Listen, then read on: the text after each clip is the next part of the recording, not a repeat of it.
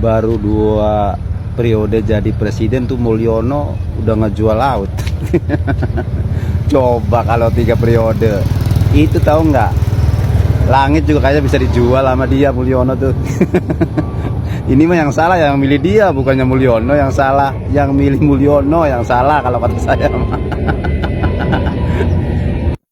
Melihat fakta bahwa laut kita bisa dikapling-kapling sertifikat mulai tahun 2022 di eranya Jokowi.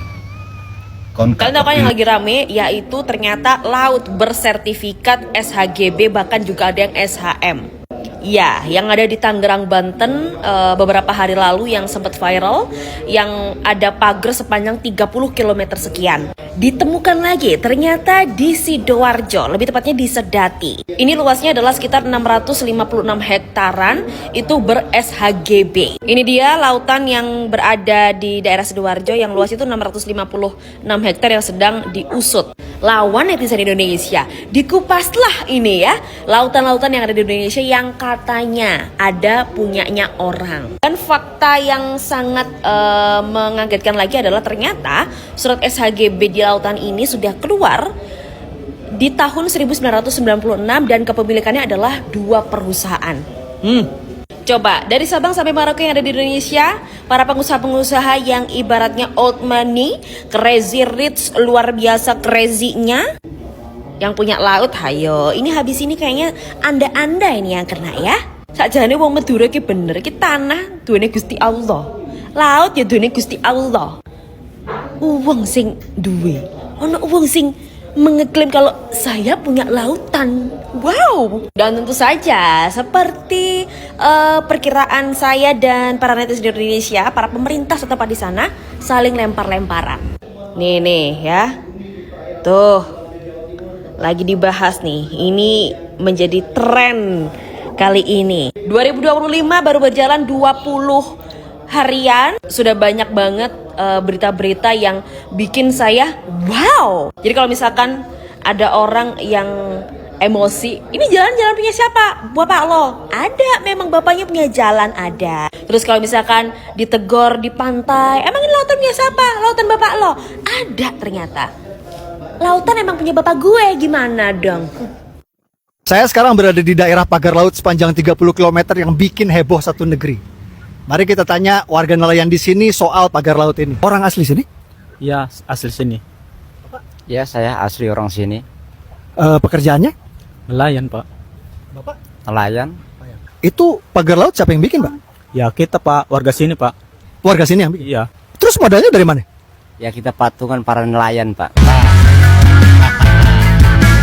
Ini dia guys, informasi yang positif nih guys. Kalian pasti tahu nih siapa ini orangnya, ya kan? Ini bukan orang-orang baru nih guys, orang lama di media sosial. Dan beliau hari ini sudah memberikan satu bocoran guys. Siapa yang membangun pagar laut? Nih dengerin guys. Oh, jadi ini modalnya dapat patungan? Iya, Pak. Ya, dari patungan dari nelayan, Pak.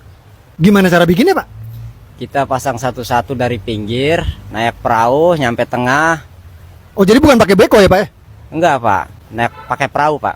Oh, ke tengahnya pakai perahu. Jadi jelas ya guys ya, itu video beko itu hoax. Saya udah cek, itu video beko itu adanya di Bekasi, bukan di sini. Berapa lama jadi sampai tengah gitu, Pak?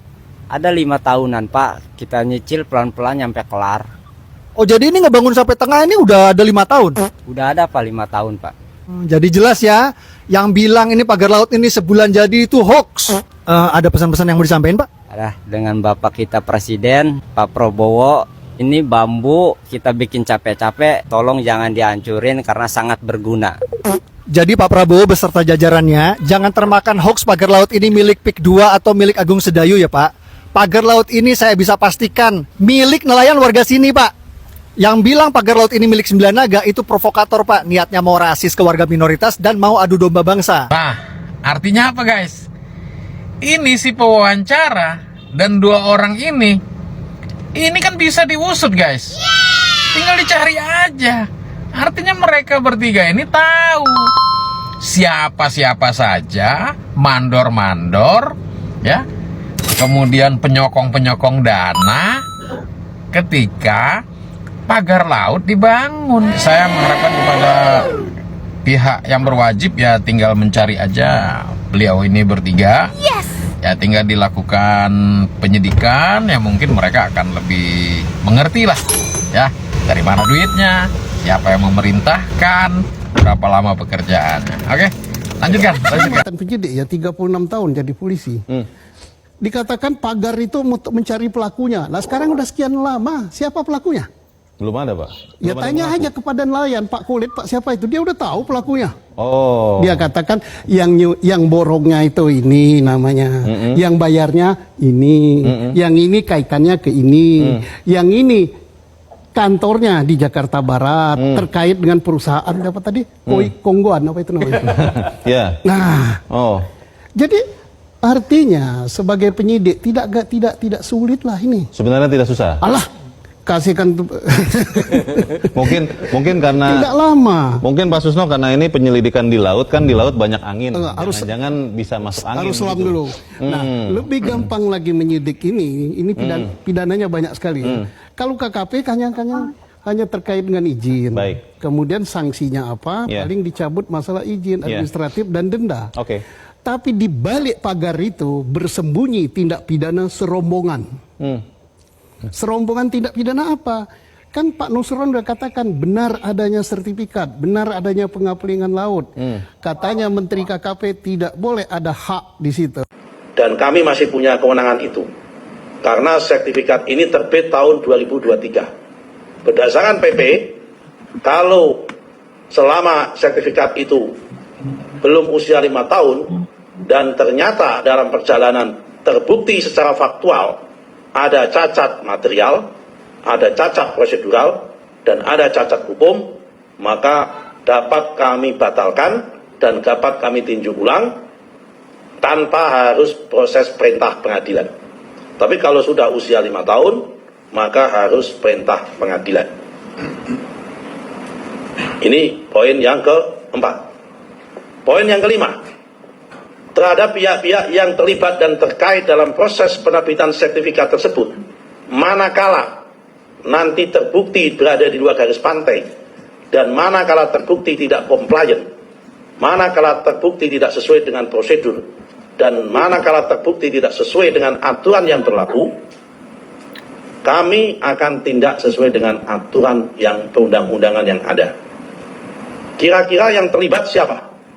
Yang pertama adalah proses pengukuran, juru ukur. Dan kami sudah cek kepada teman-teman di Kantah di Tangerang menggunakan KJSB.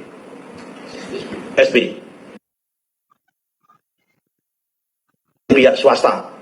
Dan KJSB-nya kami sudah mintakan perintah kepada Pak Virgo selaku yang menangani Dirjen SPPR untuk memanggil, dan terlalu terbukti tidak prosedur, kami minta untuk di blacklist. Kalau perlu merekomendasikan supaya izinnya dicabut. Kemudian setelah ada juru ukur dari KJSB butuh pengesahan. Karena itu pihak kepala seksi pengukuran dan survei yang ada di dalam Kantah Kabupaten Tangerang juga harus bisa kita mintain pertanggungjawabannya. Nomor 3, kepala seksi pendaftaran dan penetapan hak dan pendaftaran tanah juga akan kita mintain keterangan dan untuk kita tindak sesuai dengan aturan perundang-undangan yang berlaku.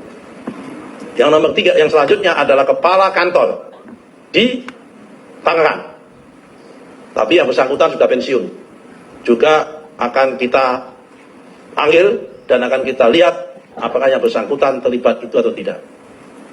Karena itu kami atas nama Menteri ATR BPN mohon maaf atas kegaduhan yang terjadi kepada publik, dan kami akan tuntaskan masalah ini seterang-terangnya, setransparan-transparannya.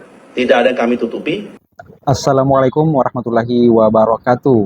Pagar laut di Tangerang terus memanas, dan kemarin kita lihat TNI Angkatan Laut bersama dengan para aktivis dan juga nelayan setempat turun beramai-ramai mencabut bambu tersebut.